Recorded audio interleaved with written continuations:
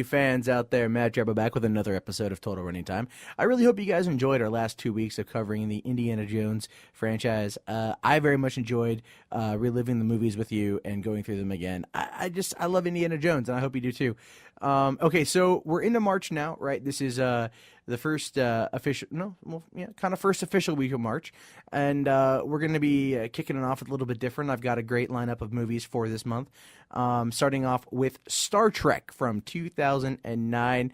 I'm talking about the reboot, and I haven't planned on doing the other Star Trek movies right away. I just wanted to do this one, I think, because it's more recent. I should go back and do the other Star Trek ones eventually, because I like those ones. Funny fact, I have yet to actually see Star Trek the motion picture. I remember seeing like a bald chick and Spock doing a Vulcan nerve pinch, but I hear that it sucks, so I watch it, because I have Wrath of Khan on Blu-ray, and that movie's awesome. So anyway, okay, so yeah.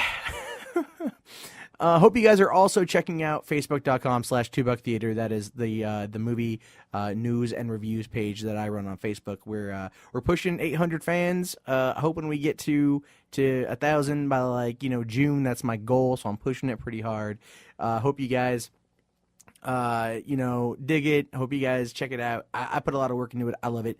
And all that good, happy, fun stuff. So, okay, so let's get on with it. This is Star Trek, the reboot from 2009. It was directed by JJ Abrams. It was produced, or distributed through Paramount Pictures. It was written by Robert Orci and Alex Kurtzman. Of course, it's based on the characters created by the very awesome and very, very cool Gene Roddenberry. And this was one movie that I remember everyone was just like, ooh, how are they going to do this? How are they going to make this movie awesome? How are they going to make it decent, really? Because people were kind of afraid. They didn't know what to think because they were so used to Shatner being Kirk, being the only James T. Kirk, and everything. And so I don't know. I was worried too. The trailer looked amazing. I was down for it. I was like, I'm going to give it a shot. My neighbor gave me tickets because he'd won them on the radio, and he's like, fuck Star Trek. I don't care about this. I'm not going to go. And I'm like, yeah, fuck Star Trek. And he's like, hey, Matt, you want these tickets? And I'm like, yeah, I'll take them off your hands. I don't really care. Star Trek, it's at 8 o'clock in the morning. Who wants to see a sneak preview of Star Trek at 8 o'clock in the morning? I work for a living, goddammit. And then I immediately called my friend, and I'm just like, dude, Star Trek tickets.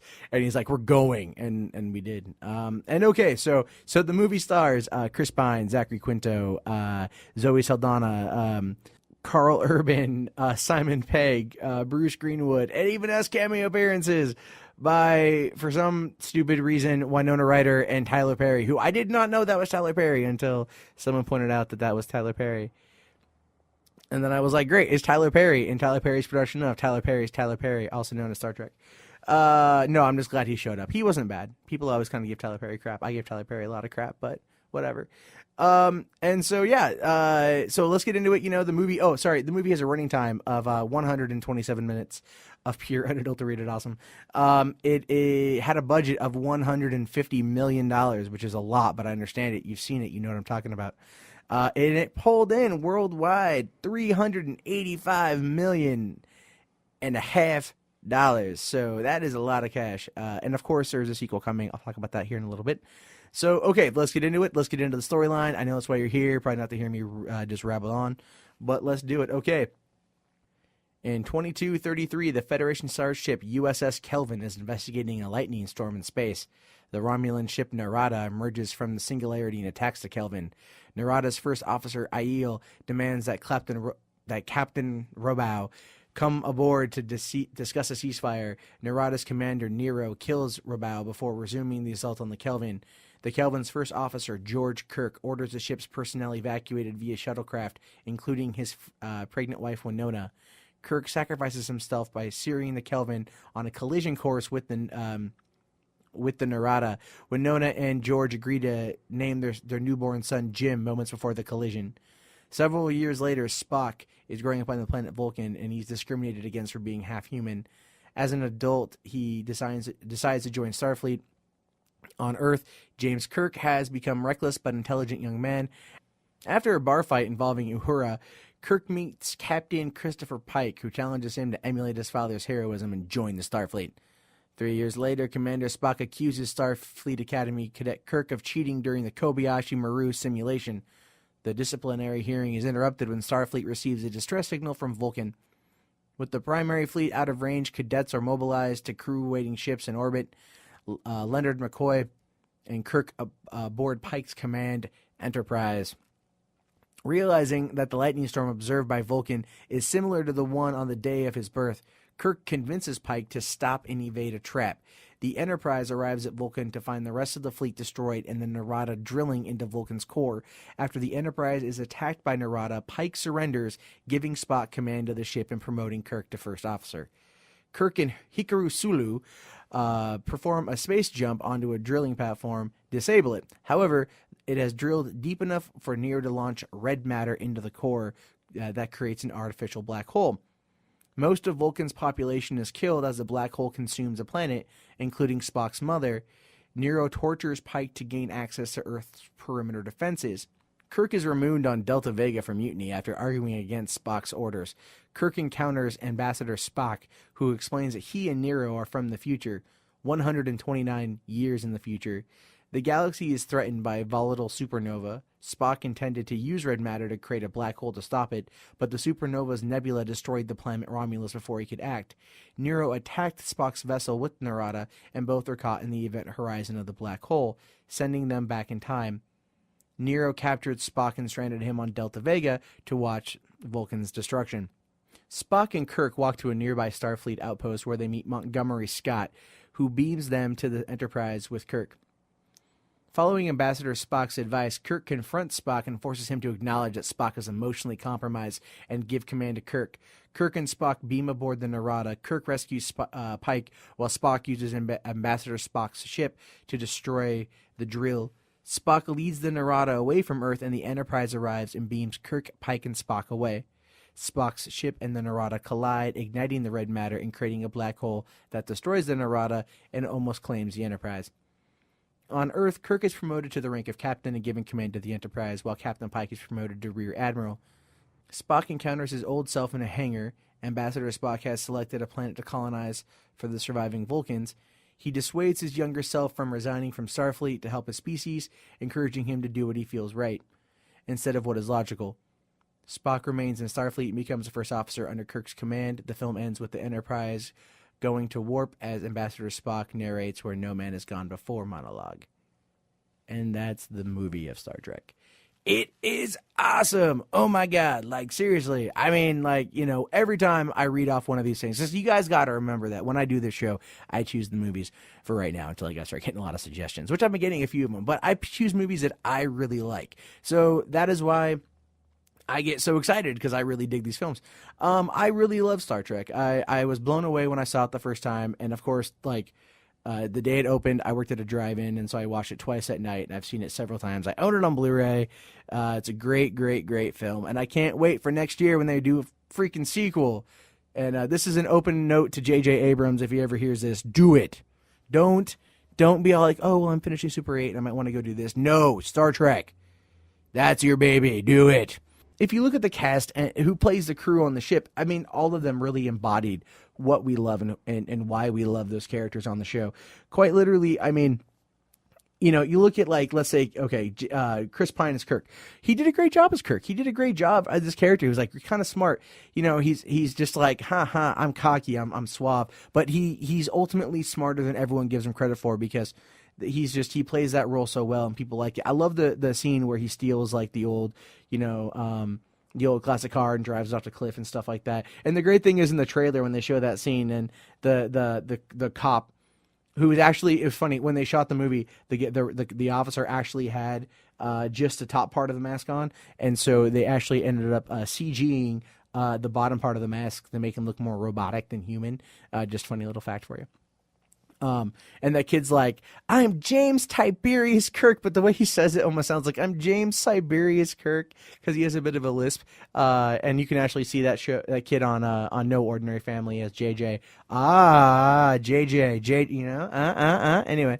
And yeah, and then of course, like, I think it has the best use of the Beastie Boys song Sabotage, of all times. And there's a couple little There's a couple little a couple little like product placements in the movie, and I noticed that there's actually a reference to Cloverfield. If you guys ever notice when Kirk encounters Uhura at the bar, someone mentions Slusho. Slusho is the drink from Cloverfield that the main character was going to go work at. So just so you guys know, there's I think because Bad Robot did both and JJ worked on both, that you have those little, and I'm pretty sure there's like a Lost reference in there that I just don't know because I've never really got into Lost, but.